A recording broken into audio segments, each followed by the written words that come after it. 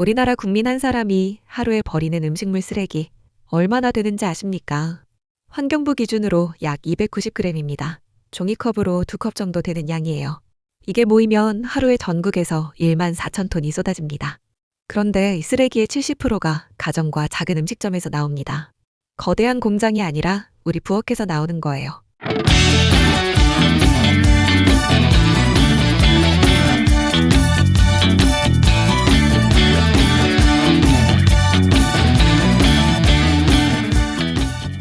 오늘 밥상의 말단에서는 이 음식물 쓰레기를 흙으로 바꾸고 그 흙에서 채소를 키우는 아파트 베란다 한 평짜리 순환 농업 이야기를 해보려 합니다.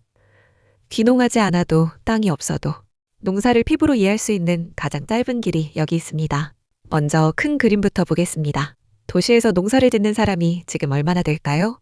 농식품부 2024년 자료를 보면 도시농업 참여자가 약 150만 명입니다. 2011년에 도시농업법이 처음 만들어졌을 때와 비교하면 약 9.8배, 거의 10배 가까이 늘어난 겁니다. 도시 텃밭 면적도 952헥타로 확대됐고요.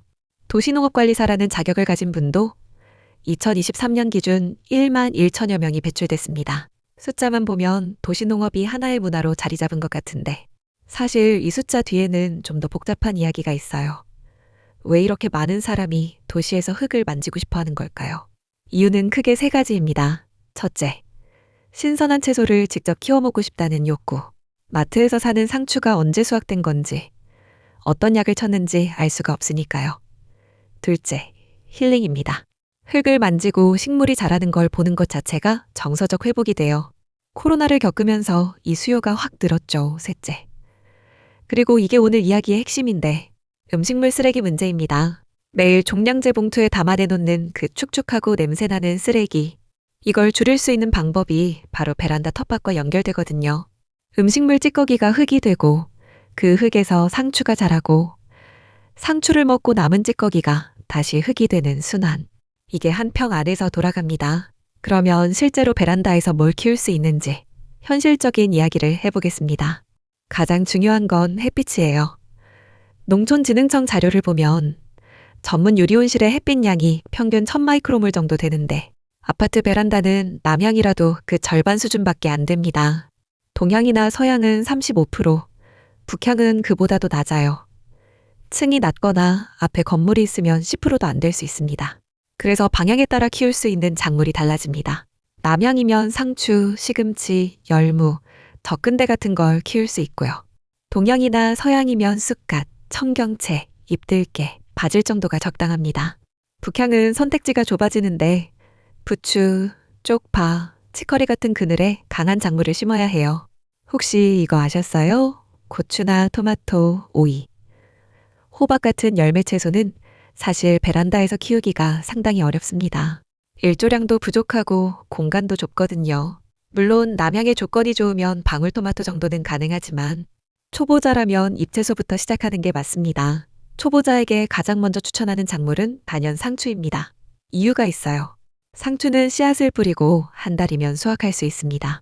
본잎이 4-5장 나왔을 때부터 바깥쪽 잎을 하나씩 따서 먹으면 되는데 안쪽에서 새 잎이 계속 자라거든요. 그래서 한번 심으면 2-3달 동안 계속 따먹을 수 있습니다. 화분 깊이도 10cm에서 15cm면 충분하고요.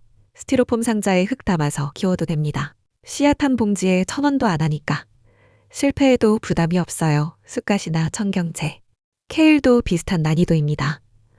반면에 허브류, 예를 들어 로즈마리나 라벤더 같은 건 씨앗에서 싹 틔우기가 까다로워서 모종을 사서 심는 게 편합니다. 모종은 주로 봄철 3월에서 6월, 가을철 8월에서 10월에 판매하니까 시기를 잘 맞춰야 해요. 근데요, 여기서 진짜 이야기가 시작됩니다. 베란다 텃밭만으로는 그냥 취미원이에요. 이걸 순환 농업으로 만드는 열쇠가 바로 지렁이 화분입니다. 지렁이 화분이라고 하면 좀 생소하실 수 있는데 쉽게 말하면 이런 겁니다. 플라스틱 상자 안에 흙과 지렁이를 넣고 거기에 음식물 찌꺼기를 넣어주는 거예요. 지렁이가 그걸 먹고 배설하면 그 배설물이 분변토라고 하는 최고급 천연 퇴비가 됩니다. 기계도 필요 없고 전기도 안 들고 잘 관리하면 냄새도 거의 안 나요. 여기서 쓰는 지렁이는 밭에서 보는 지렁이가 아닙니다. 낚시지렁이과의 붉은 줄 지렁이라는 종류인데 번식력이 강하고 많이 먹고 많이 배설하고 무리지어 사는 특성이 있어서 이런 용도에 딱 맞아요. 지렁이한테 뭘 먹여도 되느냐, 이게 중요합니다. 과일 껍질, 채소 껍질, 밥, 국수 같은 건 잘 먹습니다. 사과 심지. 수박 껍질, 오이 꼭지 이런 것도 다 됩니다. 하지만 절대 안 되는 게 있어요. 소금기 많은 음식, 김치나 된장찌개 국물 같은 건 지렁이한테 독이에요. 육류나 생선 내장도 안 됩니다. 파리가 꼬이고 가스가 발생해서 지렁이가 상자 밖으로 탈출하려고 해요. 귤이나 오렌지 껍질도 피해야 합니다.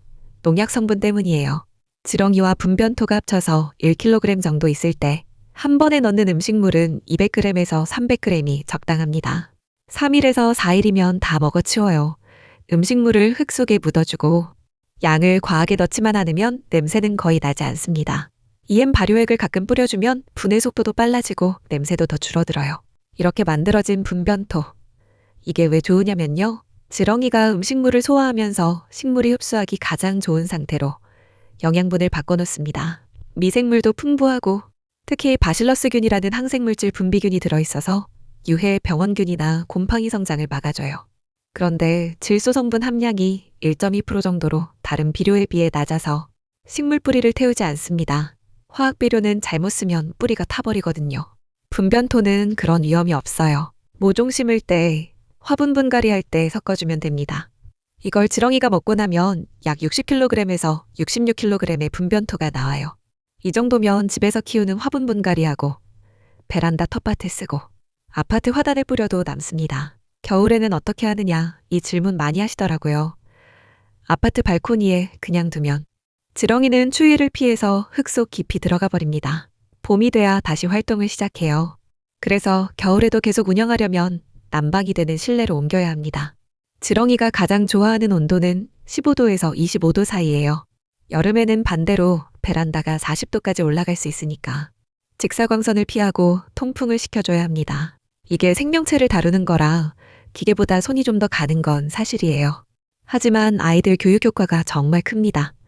음식물 쓰레기가 지렁이 먹이가 되고 그게 흙이 되고 그 흙에서 채소가 자라는 걸 눈으로 보면 순환이 뭔지 말로 설명할 필요가 없거든요. 살아있는 환경 교육이 되는 거죠. 자, 그러면 지렁이가 좀 부담스러운 분들을 위해 음식물 처리기 이야기도 해보겠습니다. 시중에 나와 있는 음식물 처리기는 크게 세 종류입니다. 첫째, 습식 분쇄형. 싱크대 배수구에 설치해서 음식물을 갈아 하수구로 내보내는 방식인데 이건 결과물이 없어요. 그냥 하수로 보내는 거라 퇴비로 쓸 수가 없습니다. 둘째, 건조 분쇄형. 가장 많이 팔리는 방식인데 고온으로 말려서 부수는 겁니다. 가격은 33만 원에서 50만 원대. 한국소비자원이 2025년에 시험한 결과를 보면 500g 기준 무게가 76%에서 78% 줄어듭니다. 그런데 여기서 중요한 게 있어요. 이 건조 분말은 퇴비가 아닙니다. 그냥 말린 가루예요. 이걸 텃밭에 바로 뿌리면 식물에 오히려 해로울 수 있어요. 셋째, 미생물 발효형. 가격이 41만 원대부터 시작하는데 미생물이 음식물을 자연 분해해서 90% 이상 소멸시킵니다. 이 방식의 결과물은 퇴비로 쓸 수 있어요. 다만 처리 시간이 길고 기름진 음식이나 국물류는 제한됩니다. 텃밭에 활용하려는 목적이라면 미생물 발효형이 맞고 그냥 쓰레기 부피를 줄이고 싶은 거라면 건조형도 괜찮습니다. 참고로 환경표지 인증을 받은 제품을 사면 지자체별로 20만 원에서 70만 원까지 보조금을 받을 수 있으니 꼭 확인해 보세요. 지렁이 화분과 음식물 처리기를 비교하면 이렇습니다. 지렁이 화분은 초기 비용이 1만 원에서 3만 원이면 됩니다. 상자 하나에 지렁이 사서 넣으면 끝이에요. 전기도 안 쓰고. 결과물인 분변토는 최고급 퇴비입니다. 다만 생명체를 관리해야 하니까 신경 쓸 게 있고 채소나 과일 위주로만 넣을 수 있어요. 음식물 처리기는 편리하지만 비용이 들고 건조형은 퇴비가 안 됩니다. 결국 뭘 선택하느냐는 목적에 따라 다른 건데 순환을 경험하고 싶다면 지렁이 화분이, 편의성이 우선이라면 처리기가 맞습니다. 둘 다 쓰는 분도 있어요. 지렁이가 못 먹는 음식물은 처리기에 넣고 채소 껍질 같은 건 지렁이한테 주는 거죠. 혼자서 하기 어려우시면 공동체 텃밭이라는 선택지도 있습니다. 서울시만 해도 2025년 기준으로 264곳의 서울형 도시 텃밭을 조성하고 있어요. 총 면적이 약 5만 3천 제곱미터.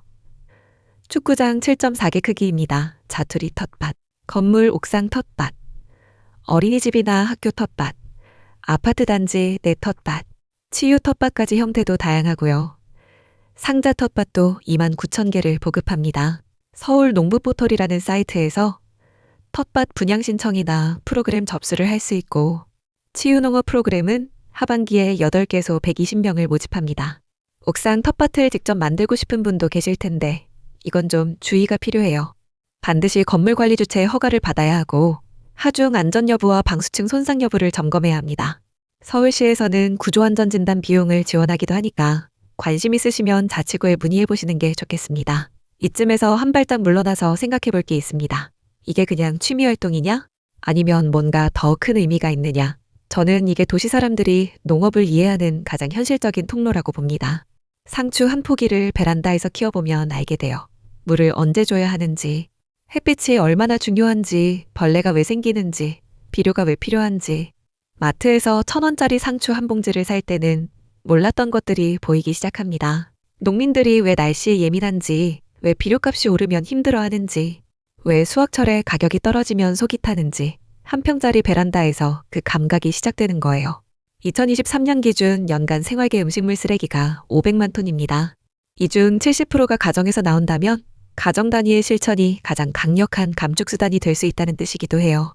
지렁이 화분 하나가 세상을 바꾸진 못하지만 150만 명이 참여하는 도시농업과 만나면 이야기가 달라집니다. 이 이야기가 결국 말하는 건 이겁니다. 농업은 농촌에만 있는 게 아니라는 것. 음식물 쓰레기 봉투를 묶을 때마다 느끼는 그 찝찝함. 마트에서 채소를 살 때마다 드는 그 막연한 불안.